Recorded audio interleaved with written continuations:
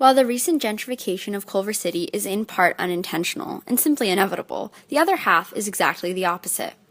Those in charge of the development of Culver City have sparked interest from outsiders through a combination of both accessibility and attraction.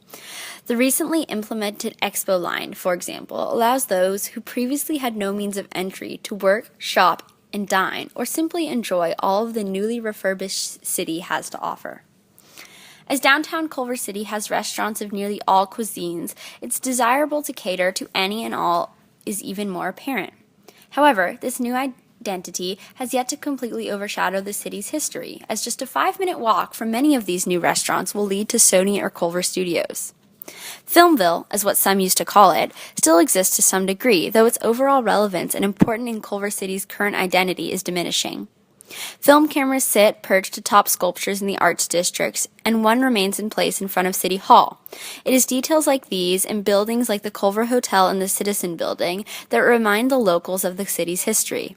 The mix of past and present is still clear within Culver City's residents, as some offer hours upon hours of insight, while others have little to no idea about what once existed.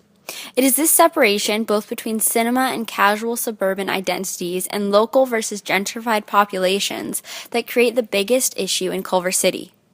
The biggest challenge that the Culver City community is facing today is a growing disparity between the majority of residents in Culver City and the influx of new businesses, boutiques, and galleries as a result of recent gentrification.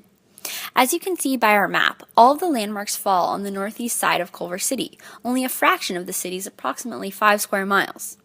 It is interesting to note that the northeast side of Culver City, i.e. downtown and its surroundings, has approximately 4,500 residents, 63% of which are white, 3% of which are black, 18% of which are Hispanic, 12% of which are Asian, and 5% comprised of other groups.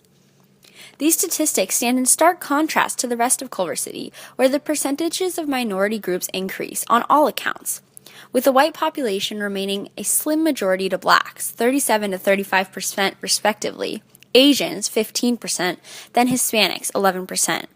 On top of the drastic increase in diversity, the population density increases as we move outside downtown Culver City, and the median income per family decreases.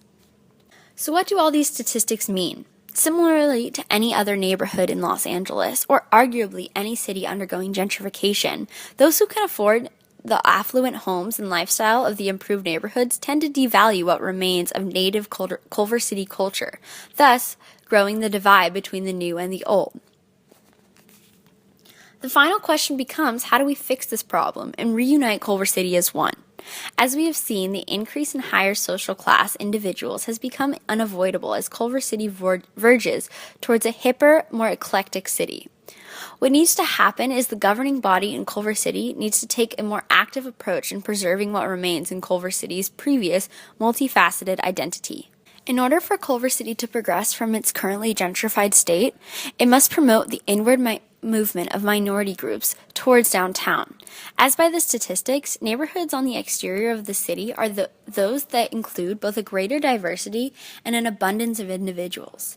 To do this, community events drawing upon the culture of the greater city's residents, appreciating both majorities and minorities, should be a frequent event in downtown. An example of this today is the weekly Tuesday Farmers Market that attracts all Culver City residents for locally grown produce. Though we aren't sure about the logistics of this projected idea, we believe that restaurants, boutiques, and other downtown attractions should offer a discount, perhaps 10%, off of the final bill for a Culver City resident. This would then promote the stimulation of the local economy and create a communal area for which all locals can enjoy.